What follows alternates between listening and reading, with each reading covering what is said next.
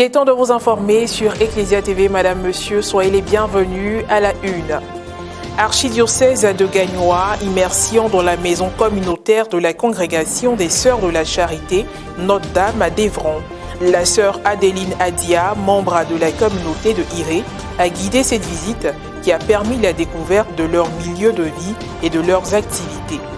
Le mardi 23 février 2021, le pape François a adressé un télégramme de condoléances au président de la République italienne, Sergio Mattarella, au lendemain de l'attaque qui a coûté la vie à Luca Attanasio, ambassadeur d'Italie en République démocratique du Congo, RDC, à un gendarme et à leur chauffeur dans la région de Goma. On en parle dans quelques instants.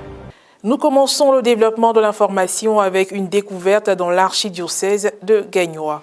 La congrégation des Sœurs de la Charité Notre-Dame d'Evron, installée en Côte d'Ivoire, nous a ouvert les portes de sa maison communautaire de Iré. La sœur Adéline Adia, membre de la congrégation, a pris grand plaisir à guider cette visite.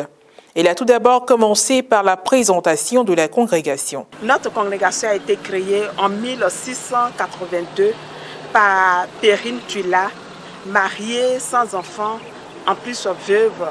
Elle a créé cette congrégation à Evron, dans un petit village de France. Nous sommes basés en Côte d'Ivoire, Iré, Oumé, qui est la maison de formation, à Guitry, à Bessédi, à Abidjan, où nous avons la communauté des enseignants, plus la maison régionale. Ensuite, la visite des différentes pièces de la maison. Au sein de cette maison communautaire, sœur Adeline vit avec 3 autres sœurs et une aspirante. Seules les sœurs Solange Napi et Françoise Zakei étaient présentes lors de la visite. La principale mission de la communauté des Sœurs de la Charité Notre-Dame d'Evron, basée à Iré, est d'exercer dans les domaines de l'enseignement et de la santé. En plus de ces activités, les sœurs viennent en aide aux enfants démunis, font la location de magasins aux commerçants et d'espaces pour les réceptions, mariages, anniversaires, baptêmes. Elles pratiquent également l'agriculture vivrière, à savoir la culture de bananes et de légumes, et la culture du cacao, sans oublier l'élevage de lapins et de poulets. Bon, voilà, nous sommes au poulailler, comme je l'avais dit tantôt. Bon, on fait l'élevage des lapins, mais pendant la période des fêtes, nous avons presque tout vendu. Donc il reste juste quelques-uns ici. À l'intérieur ici, nous avons M. Sali qui s'occupe de l'élevage avec nous. Et les lapins sont juste là à l'intérieur. Ce côté, c'est vide parce que pendant la période des fêtes, nous avons tout vendu. Donc, bonjour. Il nous reste à peine 10 poulets parce qu'on a presque vendu tout pendant la période des fêtes. Donc la deuxième vague va venir. Voilà. Elles ont aussi à leur actif un centre de santé dont un deuxième bâtiment est en construction. Soulignons que les Sœurs de la Charité Notre-Dame d'Evron disposent d'une chapelle et d'une grotte mariale pour le recueillement et activités spirituelles. Voilà, nous sommes à la fin de la présentation de notre communauté. Nous disons merci à la télé nationale catholique qui nous a permis de présenter notre communauté. Nous disons merci à tout un chacun qui nous donne l'opportunité de parler avec vous. Merci et puis j'espère qu'on va se revoir très bientôt. Merci. Direction l'Italie, le pape François a adressé le mardi 23 février dernier un télégramme de condoléances au président de la République italienne, Sergio Mattarella, au lendemain de l'attaque qui a coûté la vie à l'ambassadeur d'Italie en République démocratique du Congo, RDC, ainsi qu'à un gendarme et à leur chauffeur dans la région de Goma. Rosine Mobio. Le lundi dernier, un voyage à travers l'une des régions les plus dangereuses d'Afrique en vue de visiter un projet scolaire dans un village a coûté la vie à l'ambassadeur d'Italie en République démocratique du Congo, Luca Attanasio, âgé de 43 ans. Avec lui, 2 autres personnes sont mortes dans cette embuscade qui visait le convoi de 2 véhicules du Programme alimentaire mondial. Il s'agit d'un carabinier italien, Vittorio Iacovacci, 30 ans, et leur chauffeur congolais, Mustapha Milambo. Le souverain pontife, en retrait cette semaine, en raison d'exercices spirituels, a déclaré avoir appris avec tristesse cette attaque tragique survenue dans le parc national des Virunga, à 25 km environ de Goma, la capitale de la province du Nord Kivu, en République démocratique du Congo. Rien ne se perd du bien accompli. Le pape tient à présenter ses sincères condoléances à leur famille, au corps diplomatique et aux carabiniers pour la perte de ces serviteurs de la paix et du droit.